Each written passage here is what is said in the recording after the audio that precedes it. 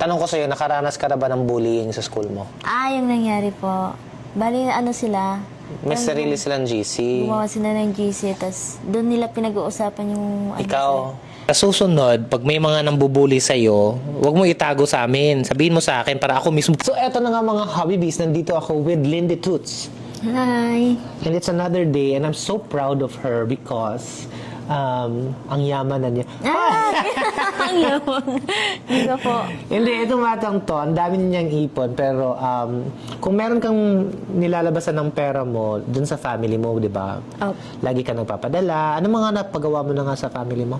Napaalis ko na yung bahay, sir. Na may ano na din sa tubig, sir. O, kasi si Lindy actually, sa mga hindi nakakaalam, Lindy is actually part of an IP, Indigenous People. Di ba? May tribo. Kaya tawag ng tribo nyo? Ano, sir? Maghat. Ha? Maghat. Maghat?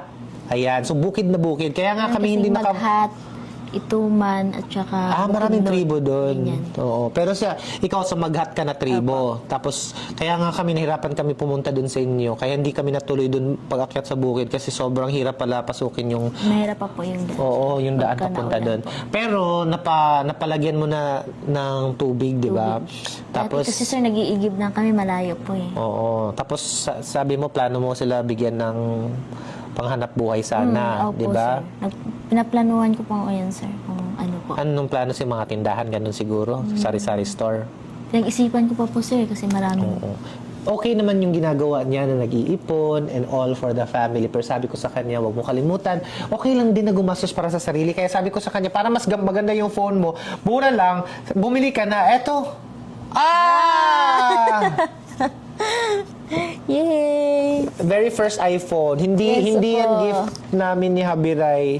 Siya talagang bumili niyan sa sarili niya. Oh, 'di ba? Congrats sa bago mong iPhone. Thank you po. Bagong iPhone na ako. Kamusta naman school mo? Okay naman po, sir. Maganda ang grades mo? Sabi ni Ray, mataas daw grades mo, 90 up. Opo. Oo. Anong pinakamahirap na subject para sa iyo? Ano po ata, sir? Steno talaga. May mga naliligaw sa iyo sa school? Wala po. Tanong ko sa iyo, nakaranas ka na ba ng bullying sa school mo? May sinumbong ka sa akin kahapon. Meron po. Matagal na daw nangyari pero ngayon pa lang niya sinasabi sa amin. Pero okay na po yan, sir. Okay na yan, kalimutan natin yon. Limutan na yan. Bakit ka kaya binuli nun? Ano kasi, sir, sabi nila, piling sikat. Hindi, ano bang nangyari talaga? Yung nangyari po.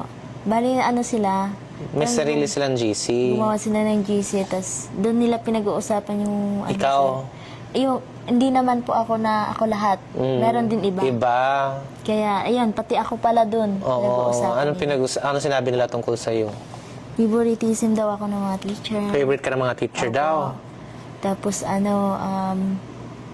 feeling sikat, ganyan. Parang ano sa Kung school favorite ka ng mga teacher, dapat perfect yung score mo. Hindi ka na Hindi dapat naman nag-aaral. Nag-aaral ka pa nga eh. Diba, takot ka pa nga bumagsak. Hindi yun. Baka inggit lang yun sa'yo. Tapos ano sabi, feeling sikat ka daw? Opo. Ilan followers mo nga ngayon? Nasa 800,000. Yung 800,000 followers, feeling pa ba yun? Sikat talaga siya. Kahit saan nga kami pumunta, kahit nasa abroad kami, nahanap, saan si Lindy? Ganun nga kaya, hindi, inggit lang yan. Tapos nalaman ko yung mga nag-bully sa'yo pala, or naganyan sa'yo ay, tawag nito, nangutang pa sa'yo yun. Pinapautang ko naman, sir, pero binabayaran naman na nila. Oo. Pero, actually, sa akin lang, sila yung mga lumalapit sa'yo pag may kailangan Opo. sila. Pero, pag nakatalikod ka, may mga sinasabi silang mali. Paano mo nalaman na pinag-usapan ka? Bale yung ano nila, may isa silang kaibigan na ganyan, na andun din sa GC. Tapos sinend sa akin kasi... Nag-screenshot siya sa GC ng mga pinag-uusapan. Bakit daw nila ako pinag-uusapan kasi yung bait-bait ko naman daw po sa kanila. Kaya yun, siya naawa sa akin. Ganun. Oo. Tapos, Tapos nung nalaman mo, anong ginawa mo? ano ko sila, sir, minention ko sila sa GC. May GC kasi. Oo, diniretso mo sila. Opo. Sabi ko, ano bang, kasalanan. Sabi mo sa mga bruha kayo. Ay, hindi po. Sinabi ko, ano bang mali ko? Bakit niyo ako pinag-uusapan? Oo. Dapat, kinausap niyo ako ng personal. Yun naman talaga ang tama. At ang tunay na kaibigan, kung may problema sa'yo, dapat diretsyo sasabihin sa'yo. Opo. Pero may mga tao kasi na pag may kailangan, lalapit sila sa'yo, pag pagtalikod mo, ikaw talaga yung pulutan nila sa chismisan. Ano man sagot nila? Nung diniretso mo sila. Parang wala po silang reply. Tapos nag-ano na lang sila, ng personal message sa akin. Nag-sorry naman. Nangingi po sila ng sorry. Okay na rin. At least nag-sorry naman sila. Sana okay na kayo ngayon. Okay naman po, sir. Bakit? Kasi hindi na sila pumasok ng school. Takot sa'yo. Baka tinakot mo. Hindi po, sir. Baka sinabi mo, susuntukin mo. Hindi po ako ganyan, sir. Sabi ko, pag-usapan namin sa personal. Kasi hindi na sila sir. Alam mo, kahit anong gawin mo sa buhay, meron at meron talagang kontrabida. Kahit ano pang gawin mo, kahit pinakamabuti ka pang tao, meron at meron talagang mahanap na mali sa'yo. Hindi ka pwede maapektuhan sa mga ganun. Kailangan mo focus ka pa rin sa anong purpose mo, bakit ka nandun sa school. Which is, kailangan mong makatapos, di ba? Opo. Para magkaroon ka ng diploma. Opo, Di ba? In fairness naman sa school mo, hinandle naman nila ng maayos, di ba? Pinatawag nila yung ibang students. Opo. So in fairness, that's a good school. Kasi may mga school pag may mga nangyayaring bullying, hinahayaan na lang nila. Sa susunod, pag may mga nambubuli sa'yo, huwag mo itago sa amin. Sabihin mo sa akin para ako mismo pupunta sa school. Hahanapin ko, sino yan? Nakatakot yun, sir, sa inyo po. Hindi. At least, ang natuwa ko kasi alam mo kung paano i-handle. Hindi ka nagpa-api. Kinompronta mo. Maayos mo din kinompronta. Hindi mo sila... Minura mo ba? Hindi po, sir. Hindi yan marunong magmura. Ito, walang bisyo. Ayaw magmura. Ang bait-bait ng batang to. Pinipilit ko nga uminom minsan. Uminom ka! Para maka-experience ka ng kahit ganito lang. Yung wine lang. Ayaw talaga. Kailan ka graduate? Ano po, sir? 3 years na po ata. Okay lang yun. Shoutout ka naman sa teachers mong mabait sa'yo. Hello po. Ang dami po nila, sir. Oo.